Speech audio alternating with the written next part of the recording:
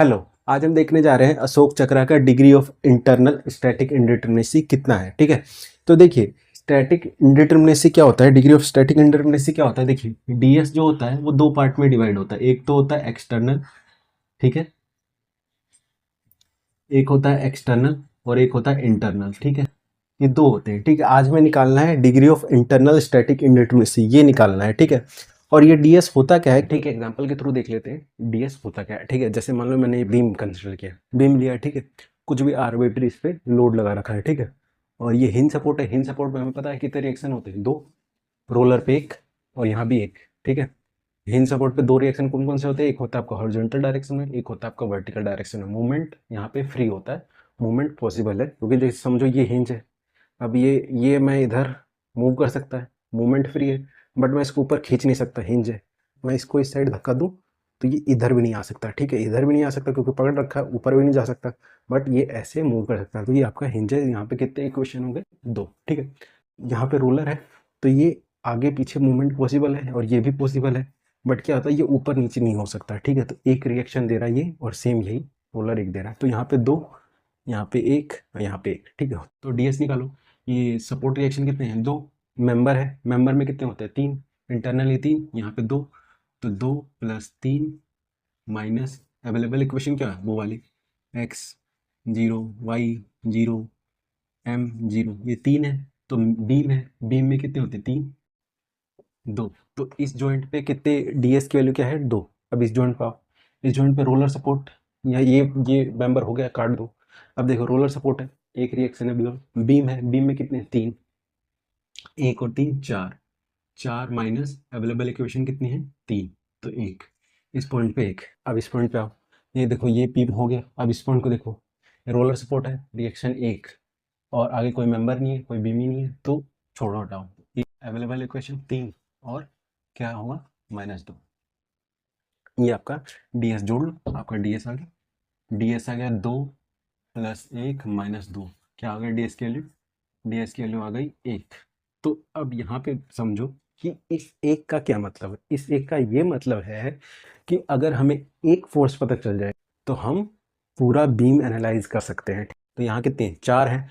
अगर मैं कह रहा हूँ चार में से कोई एक पता चल गया आप, तो इसका मतलब बाकी तीन आप निकाल सकते हैं। यहाँ दो, यहाँ पे एक, यहाँ पे एक, तो ये चार है। चार में से अगर आपको एक पता चल गई, एक फोर्स पता चल गई, तो बाकी तीन फोर्स निकाल सकते हो। और तीन फोर्स निकल गई और एक पता चल गई, मतलब चारों फोर्स आपको पता चल गए। चारों फोर्स पता चल गया तो इसका क्या मतलब है, इसका ये मतलब है आपको बीम का सब कुछ पता है। ठीक है, इंटरनल भी फिर आप निकाल सकते हो, इंटरनल फोर्स भी निकाल सकते हो मेंबर के। ठीक, तो डीएस का मतलब ये होता है कि मिनिमम नंबर ऑफ फोर्स हमें पता चल जाएगा तो हम बाकी फोर्स एनालाइज कर सकते हैं। ठीक है, यहाँ पे एक वैल्यू पता चल गई तो बाकी तीन फोर्स हम कैलकुलेट कर सकते हैं। ठीक है, यहाँ पे टोटल कितने हैं, चार हैं। ठीक है, चार में से एक अगर हमें पता चल जाए कहीं से तो हम तीन और निकाल देंगे, और तीन और निकाल देंगे तो क्या फ़ायदा होगा, ये फ़ायदा होगा कि हमें सारे सपोर्ट रिएक्शन पता है, उससे उसकी मदद से हम मेंबर के इंटरनल फोर्स भी निकाल सकते हैं। मतलब पूरा बीम हमें पता है, पूरे बीम पे कहाँ कहाँ कितना कितना फोर्स है, कितना मूवमेंट है, सब पता चल गया। सब पता चल गया तो हमें क्या, पूरा बीम ही तो पता चल गया। वहाँ पे हम किसी पॉइंट पे फिर हम शियर फोर्स निकाल सकते हैं, किसी पॉइंट पे बेंडिंग मोमेंट निकाल सकते हैं, मतलब पूरा बीम हम एनालाइज कर सकते हैं। तो हमें डीएस ये बताता है कि मिनिमम आपको कितने फोर्स रिक्वायर्ड आपको जानने की ज़रूरत है। अगर वो वैल्यू जान गए आप तो बाकी पूरा बीम आप एनालाइज कर सकते हैं। यहाँ पे वैल्यू एक है, मान लो यहाँ वैल्यू दो होती तो आपको मिनिमम कितने फोर्स जानने की ज़रूरत होती, दो।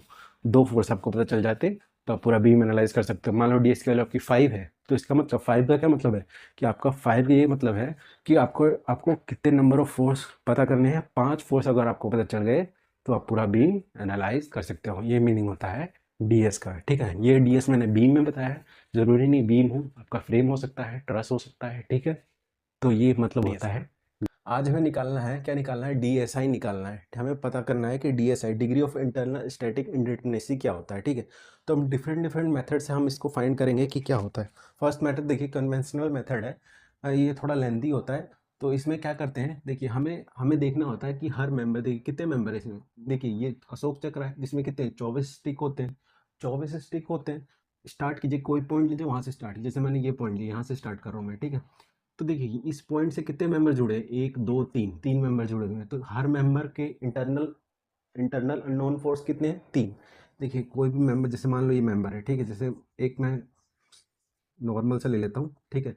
अगर मैं इसको काट दूँ, इसको काटूँ तो इसके इंटरनली कितने अननोन है, एक तो ये, एक ये, तीन। तो तीन अननोन है, ठीक है। एक हॉरिजॉन्टली, एक वर्टिकली और एक इसका मूवमेंट, ठीक है। तो ये तीन अननोन होते हैं, ठीक है। तो देखिए हर मेंबर में तीन ही होंगे इंटरनली, तो इसमें भी तीन, इसमें भी तीन, इसमें भी तीन, ठीक है। ये तीन मेंबर हो गए, तो तीन तीन तीन तो कितने हो गए, नौ। तो इसमें हो गए नौ, नौ माइनस, और हमारे स्टैटिक इक्विलिब्रियम इक्वेशन कितनी होती है, तीन होती है, एक हॉरिजॉन्टल में एक वर्टिकल में। मतलब ये वाली स्टैटिक इंडेक्स में एक्स जीरो, वाई जीरो और एम जीरो, ये इक्विलिब्रियम तीन इक्वेशन होती हैं। तो नौ है हमारे, और हमारे पास अवेलेबल इक्वेशन कितनी है, तीन। तो हाँ यहाँ पे कितने हैं, यहाँ पे डीएसआई कितना है, इस पॉइंट पे डीएसआई कितना है, सिक्स। अब अगला पॉइंट देखिए, देखिए ये मेंबर तो हो गया, अब बचा क्या, ये मेंबर और ये मेंबर, दो मेंबर बचे हैं। तो दो, इसमें भी तीन, इसमें भी तीन, दो मेंबर पे तीन तीन, मतलब छः, और अवेलेबल इक्वेशन तीन। तो छः माइनस तीन, तो यहाँ पे हो गया, यहाँ पे तीन। तो सेम देखिए, ये हो गया, ये हो गया। अब देखिए बचा है क्या है, ये मेंबर, ठीक है। ये मेंबर और ये मेंबर, दो मेंबर बचे, यहाँ भी सेम, छः माइनस तीन, तो यहाँ भी बचे तीन, ठीक है। ये होगा ये सेम, यहाँ भी ये दो मेंबर, क्योंकि ये मेंबर तो कर चुके हैं, मेंबर भी कर चुके हैं। तो इस पॉइंट पे जुड़े कौन कौन से मेंबर, ये मेंबर, ये मेंबर, ये मेंबर, और ये मेंबर तो हम कर चुके हैं।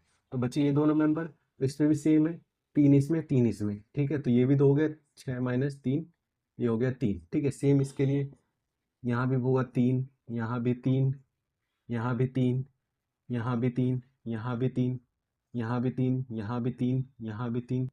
सब हो रहे हैं, सबको काट दीजिए जो जो हो गए।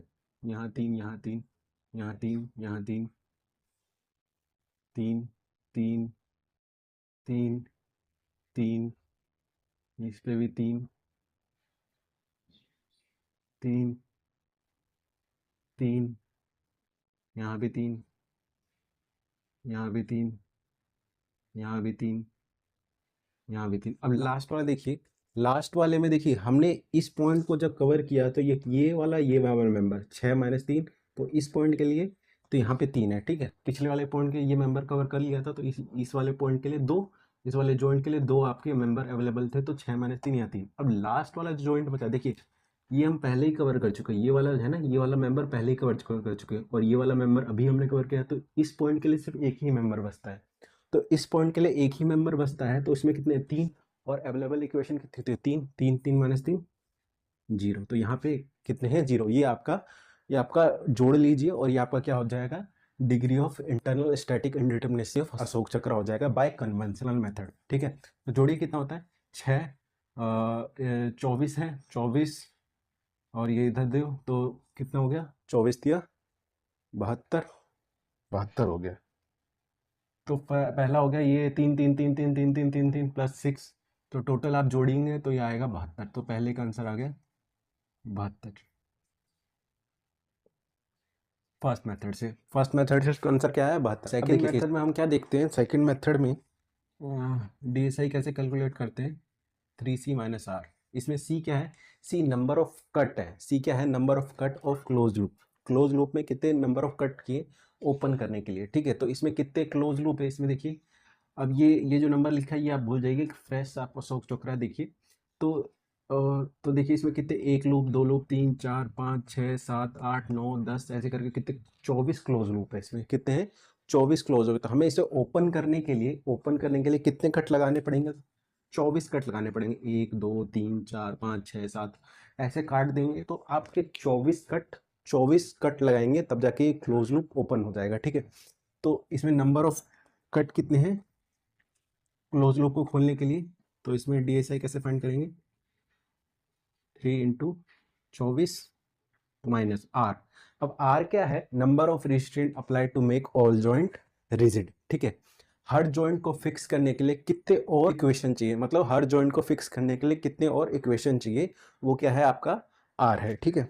तो हम देखिए हर जॉइंट पहले से ही फिक्स है, हर जॉइंट पहले से ही फिक्स है, यहाँ पे कहीं ना इंटरनल हिंज लगा है, ना रोलर लगा, कुछ नहीं लगा है, तो मतलब फ्री टू मूव है ही नहीं, कहीं पे है ही नहीं जो हम फिक्स करें, पहले से सब कुछ फिक्स है। तो ये आर क्या हो गया, जीरो हो गया, यहाँ पे आर क्या है, जीरो। तो देखिए डीएसआई सेकंड मेथड से आ गया 72, 24 या 72। तो सेकंड मेथड से भी 72। अब देखिए थर्ड मेथड देखिए, तीसरा मेथड देखिए, तीसरा मेथड भी है, तीसरा मेथड देखिए, तीसरा मेथड है कि देखिए यहाँ पे 3C इसलिए डाला क्योंकि हर कट पे कितने अवेलेबल इक्वेशन होंगे, 3 है तो हर कट पे 3, इसीलिए 3 माइनस, और ये क्या है माइनस आर इसलिए किया क्योंकि हमें रिस्ट्रेन जितने है ना उसको फिक्स करना है। फिक्स करने के लिए कितने इक्वेशन चाहिए, तो वही इसलिए माइन मतलब इसमें तो सारे इंक्लूड हो गए। जैसे मान लो कहीं हिंज होता तो हमने कट लगाया, वो हिंज उस वक्त तो हम देखते नहीं, वो पूरा इसमें ले लेते। पर अब हमने इसमें जो ले चुका है वहां पे मान लो कहीं हिंज है या रोलर है कुछ है, तो वो हम इसमें ले चुके हैं, इंक्लूड कर चुके हैं। तो उसको हटाने के लिए भाई कितना कितना आपने एक्स्ट्रा लिया इसमें, तो जितना भी एक्स्ट्रा लिया ना, जहां जहां आपका आर है एक्स्ट्रा, तो वो आपको यहाँ पे घटाना पड़ेगा, इसीलिए यहाँ पे 3C माइनस आर है। ठीक है, नेक्स्ट देखिए, नेक्स्ट इक्वेशन, ये सारे मैं 2D में कर रहा हूँ। ठीक है, 2D में कर रहा हूँ, 3D में करेंगे तो यहाँ पे 6 आ जाएगा। ठीक है, तो ये मैं सारे 2D में कर रहा हूँ। अब तो ये भी 2D में ही कर रहा हूँ। DM प्लस आपका support reaction minus 3J minus X. ठीक है, तो ये आपका फॉर्मूला है third method, 3M plus R minus 3J minus X. ठीक है, तो इसमें देखिए ये 3M प्लस आर क्या है, ये दिखा रहा है कि हर मेंबर पे कितने इंटरनली आपके फोर्स अवेलेबल हैं। 3 अननोन है हर मेंबर पे, अभी मैंने दिखाया एक एग्जांपल से भी दिखाया था, 3 तो हर मेंबर पे प्लस आपका सपोर्ट रिएक्शन, मतलब इतने आपके अननोन है।